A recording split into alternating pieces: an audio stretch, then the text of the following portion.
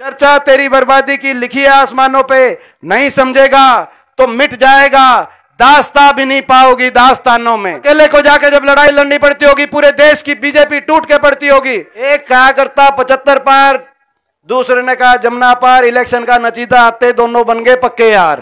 दादा गौतम ने अगले दिन कह दिया था कि खोपर बढ़ गया, सारे महकमे लेके एक लाए जिमने लग रहा है।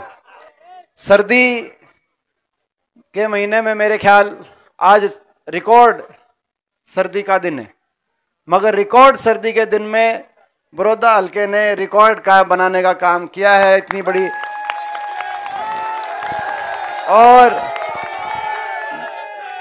ये मैं समझता हूं कि, और इतनी सर्दी में इतनी देर से आप लोग यहां बैठे हैं, ये भी एक रिकॉर्ड है। ये आपकी भावना,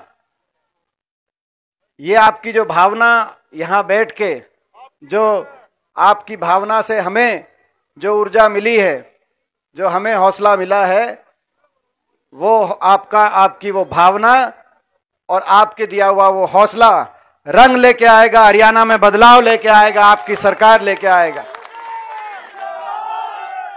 ये आपका आशीर्वाद, ये आपका आशीर्वाद खाली हाथ नहीं जाएगा, क्योंकि ये जो सरकार, जिस सरकार ने हरियाणा को विकास की पटरी से उतार दिया, 10 साल 9.5 साल पहले ये सरकार चंडीगढ़ की कुर्सी पे लोगों ने इसको अवसर दिया, खट्टर सरकार बनी हरियाणा में। मगर आज जब हम 2024 में आ गए, सरकार के, प्रदेश सरकार के कार्यकाल के 5 महीने ही रह गए और 2 महीने के बाद लोकसभा चुनाव है, उसके बाद विधानसभा चुनाव है, तो इनके 10 साल को तराजू पे तोल के फैसले करने का प्रदेशवासियों के सामने समय आया है। जो हरियाणा 2014 के समय जब सरकार बनी भाजपा की, उससे पहले हुड्डा सरकार के समय जो हरियाणा देश में विकास के नाम से जाना जाता था, विकास दर में हम देश में लगातार 6 साल देश में नंबर 1 थे। प्रति व्यक्ति आय में 2014 में हरियाणा नंबर 1 था, प्रति व्यक्ति निवेश में हम नंबर 1 थे, खिले खेल खिलाड़ियों को मान सम्मान देने में हरियाणा उस समय देश में नंबर 1 हुड्डा सरकार के समय, कांग्रेस सरकार के समय माना जाता था। किसान के हकों के चाहे फैसलों की बात हो, चाहे किसान के 1600 करोड़ के बिजली के बिलों की माफी की बात हो, कोऑपरेटिव के किसान के कर्जे की माफी की बात हो, देश में सर्वाधिक किसान को उसकी जिनस का भाव दिलाने की बात हो, 10 साल तक कोई किसान आंदोलन नहीं हुआ। ये देश के और प्रदेश के इतिहास में 10 साल लिखे जाएंगे। चाहे गरीब कल्याण की बात हो, जो कांग्रेस की सरकार थी देश में, कांग्रेस की सरकार, हुड्डा साहब की सरकार का देश में, चाहे वो 100-100 गज के प्लॉट, 4 लाख परिवारों को 100-100 गज के प्लॉट जो एससी वर्ग के हमारे भाई हैं और उसमें बैकवर्ड समाज के भी भाई हैं और बीपीएल 36 बिरादरी के, चाहे 20 लाख बच्चों को स्कूल के अंदर वजीफे की बात हो, चाहे इंदिरा आवास योजना से 2.5 लाख परिवारों को मकान उस समय आए हों, चाहे देश में सर्वाधिक पेंशन उस समय देश में रही हो, चाहे गरीब कल्याण की बात हो, चाहे आपसी भाईचारे की बात हो, 10 साल सरकार रही, कहीं भाईचारे पे खरोच भी नहीं आई। 36 बिरादरी, सारे धर्म आपस में मिलकर हरियाणा खुशहाली की तरफ गया और उस समय अच्छे दिनों का नारा बीजेपी लेके आई। लोगों ने विश्वास किया, कहा कि शायद कुछ अच्छा हो। लेकिन आज 9.5 साल के बाद हम ये सवाल पूछते हैं इस सरकार से, खट्टर साहब से, कि क्या हुआ कि जो हरियाणा विकास में नंबर 1 था, 9.5 साल के बाद विकास की पट्टी से उतर गया। आज बेरोजगारी में नंबर 1 हरियाणा बना दिया खट्टर साहब आपने। हर घर में एक पढ़ा लिखा भाई, शिक्षित भाई आज बेरोजगारों की कतार में खड़ा कर दिया। ना तो कोई निवेश हुआ, एक भी औद्योगिक क्षेत्र हरियाणा के अंदर नहीं लगा, एक भी कोई थर्मल का कारखाना हरियाणा में नहीं लगा, एक कोई विश्वविद्यालय नया हरियाणा में स्थापित करने का काम इन्होंने नहीं किया, एक कोई रेल की लाइन 1 इंच बिछाने का काम नहीं हुआ, एक खंबा मेट्रो को आगे बढ़ाने का काम नहीं हुआ। ना निवेश हुआ, ना प्राइवेट के अंदर नौकरी और ना सरकारी नौकरी। सरकारी नौकरी या तो समाप्त कर दी गई, 2 लाख पद समाप्त हो गए, और जो बची वो या तो वो भर्ती घोटालों की भेंट चढ़ गई। 5 साल तक भर्तियां निकालते नहीं है, जो निकालते हैं उनमें बाहर के बच्चे ज्यादा भर्ती हरियाणा में होते हैं। हरियाणा वालों को तो बाहर कहीं मौका मिल नहीं रहा। एक के बाद एक लिस्ट आई, एसडीओ की लिस्ट आई, 80 में से 78 बाहर के एसडीओ इलेक्ट्रिकल की लिस्ट में, 99 में से 77 बाहर के इस साल। अभी असिस्टेंट प्रोफेसर इलेक्ट्रिकल की लिस्ट आई, उसमें 156 में से 103 बाहर के। ब्लॉक डेवलपमेंट पंचायत अफसर की अभी 7 पंचायत अफसर लगाए। पंचायतों में काम बाहर से, कोई दक्षिण से, कोई कहीं से। 7 में से 5 बाहर के, केवल 2 हरियाणा के बच्चों को मौका मिला। अच्छी पदों पे हरियाणा किसी बच्चे को अफसर मिलता नहीं। खर्ची पर्ची की बात करते हैं। खट्टर साहब से मैं पूछना चाहता हूं, कौन सा आरएसएस का कार्यालय है जहां से कौन सी वो पर्ची आती है जहां हरियाणा की लिस्टों में हरियाणा से ज्यादा बाहर के बच्चों को ना आप लगाने का काम कर रहे हो? खट्टर साहब, इसका जवाब आपको देना चाहिए। और उसके बाद आखिरी साल चुनाव के साथ ग्रुप डी निकाल देते हैं। ये जो इसकी कार्यशैली पिछली बार भी 2019 में निकाली ग्रुप डी, इस साल भी आखिर में राजनीति, इन पोस्टों पर राजनीति करने का काम करते हैं और हरियाणा के नौजवान को सबसे ज्यादा बेरोजगारी देने का काम करते हैं। आज कहीं आती है, कहीं डिप्रेशन में चला गया नौजवान, कहीं अपना घर बार छोड़कर, सब कुछ बेचकर, लोन लेकर बाहर की तरफ अपने भविष्य को खोज रहा है। मगर मैं हरियाणा के नौजवान से कहना चाहता हूं, ज्यादा इंतजार नहीं करना पड़ेगा। प्रदेश के कोने कोने में बदलाव का मन बना लिया लोगों ने। मैं आपको विश्वास दिलाना चाहता हूं, 6 महीने की बात है, हरियाणा में आपकी सरकार आएगी, नौजवानों की सरकार आएगी, हरियाणा को आगे लेके जाने की सरकार आएगी।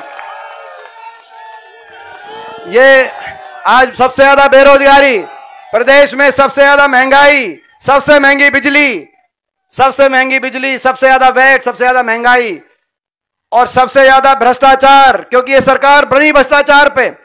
आपको याद होगा जब ये सरकार 2019 में नारा लेके आई, खट्टर साहब ने एक नारा दिया था। खट्टर साहब कहा करते 75 पार, बीजेपी जाएगी 75 पार, क्योंकि लोकसभा चुनाव के नतीजों से भ्रम हो गया था। दूसरा एक और नारा आया, दुष्यंत चौटाला नामक एक पार्टी बनी, जेजेपी पार्टी बनी थी कि नहीं बनी थी? वो भी एक नारा आया, क्या कहा? जमुना पार। एक कहा करता 75 पार, दूसरे ने कहा जमुना पार। इलेक्शन का नतीजा आते दोनों बन गए पक्के यार। न्यू क्या करता, बीजेपी ने करो जमुना पार। बीजेपी तो कर दी थी लोगों ने जमुना, लेकिन जमुना पार तक टो के लाया, जमुना में डुबकी लवाई और चंडीगढ़ में शपथ दिलवाई। यह बनी कि नहीं बनी? और कह दिया कि 5100 बुढ़ापा पेंशन का समझौता कर रहे हैं। 75% फैक्ट्रियों में हरियाणा के नौजवान का समझौता कर रहे हैं, आज तक दोनों लागू नहीं हुए। हमने कहा था कि बीजेपी के खिलाफ वोट दिया लोगों ने, आप हमारा समर्थन करो, 5100 पेंशन पहले दिन से लागू करेंगे। मैं पूछना चाहता हूं हरियाणा के बड़े बुजुर्गों को, आज 5 साल के बाद वह 5100 पेंशन आई या नहीं आई, मैं आपसे पूछना चाहता हूं। ज्यादा इंतजार नहीं करना पड़ेगा आपको भी, 6 महीने की बात है। 6 महीने के बाद आपको पता है, 6 महीने के बाद उस विश्वासघात का भी बदला हम लेंगे। बुढ़ापा पेंशन का समझौता नहीं था, हरियाणा में भ्रष्टाचार करने का समझौता था। महकमे बांटकर प्रदेश की भली भली जनता को लूटने का समझौता था। माइनिंग का महकमा किसके पास गया? शराब का महकमा किसके पास गया? एक्साइज का महकमा किसके पास गया? भ्रष्टाचार की फाइलें कैसे बंद कराई? सारे महकमे, किस महकमे से कितनी कौन लुटाई कर रहा है, ये शायद लिस्ट हमारे पास भी ना हो। इन्हीं के विधायक, हिसार नारनौंद के इन्हीं के एक विधायक ने, दादा गौतम ने अगले दिन कह दिया था कि खोपर बढ़ गया, सारे महकमे लेके एक लाई जिमने लग रहा है। यही कहा था ना, एक लाई जिमने। भ्रष्टाचार की भेंट चढ़ गया हरियाणा।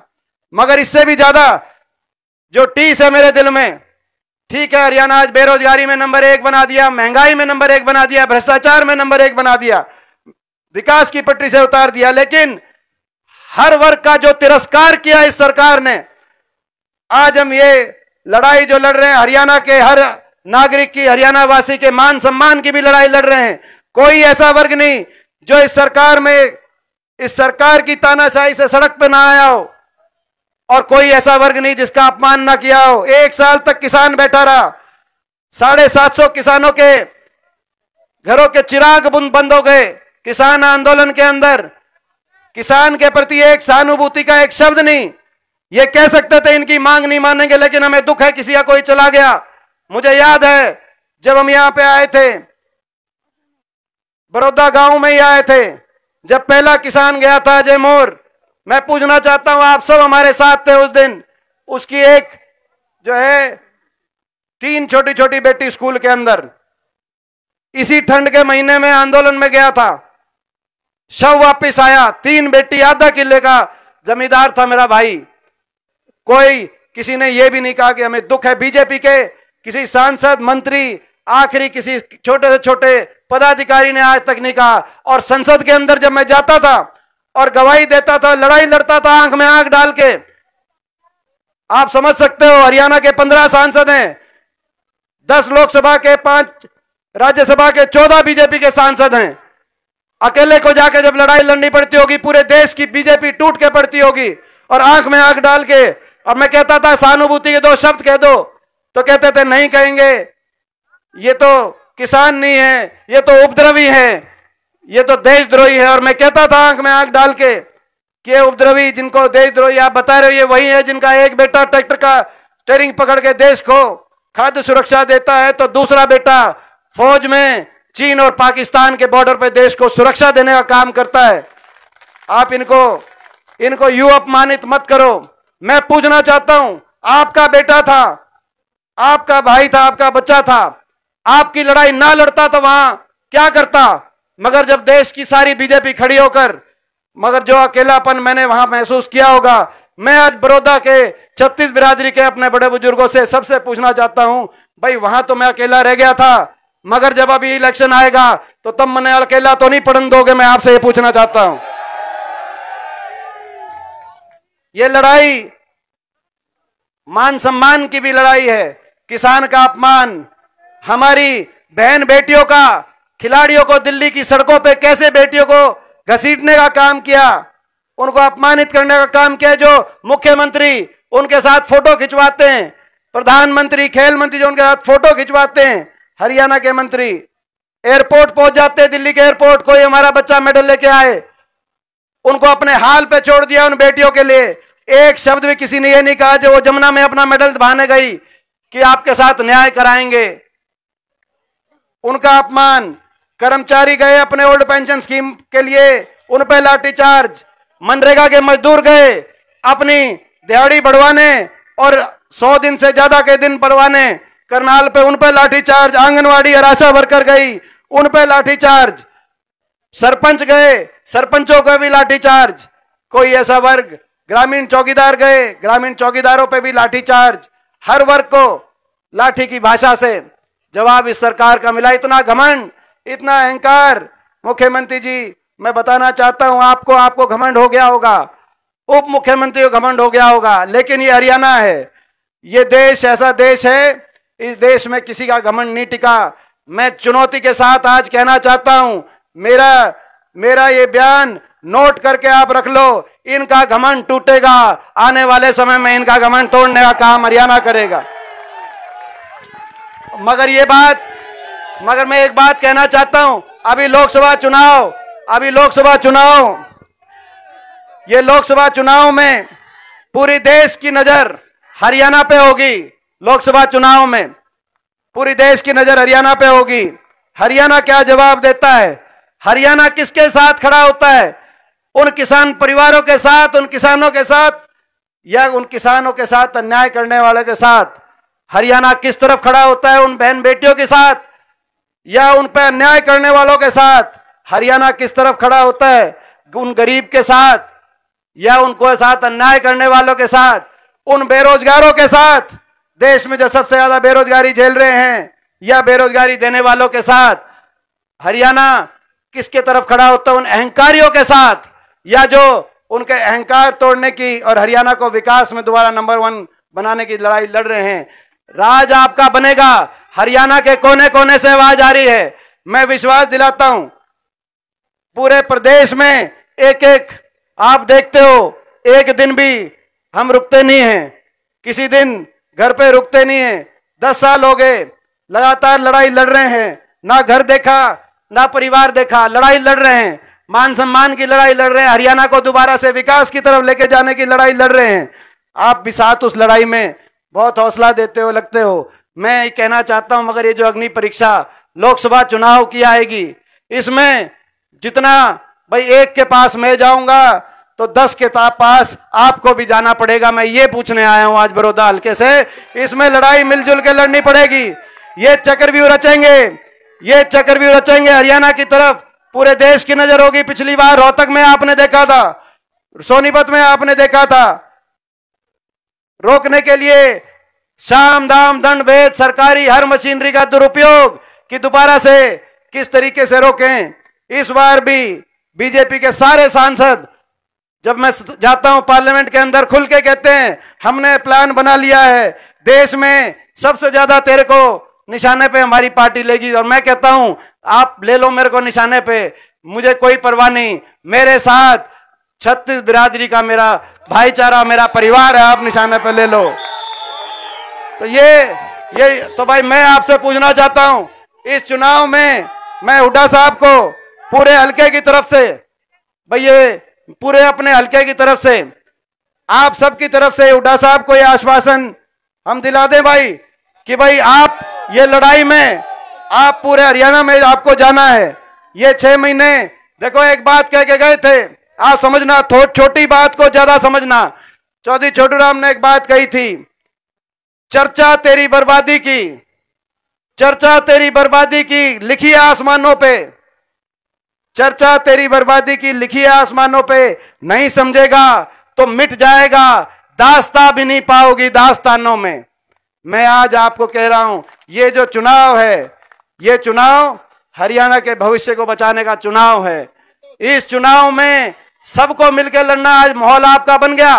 पूरे प्रदेश में सबको पता है बदलाव होगा, लेकिन घर में, यहां घर से जो ताकत मिलेगी और जो काम बांट के चलेंगे तो इस रास्ते पे हम आगे पहुंचेंगे।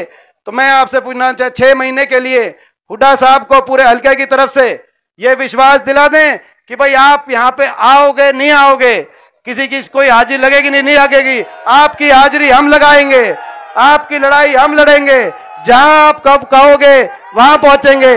भाई एक बार हाथ उठा के बताओ अगर ये प्रस्ताव। बहुत बहुत इस आशीर्वाद के लिए आपका धन्यवाद। जय हिंद, जय राम जी की।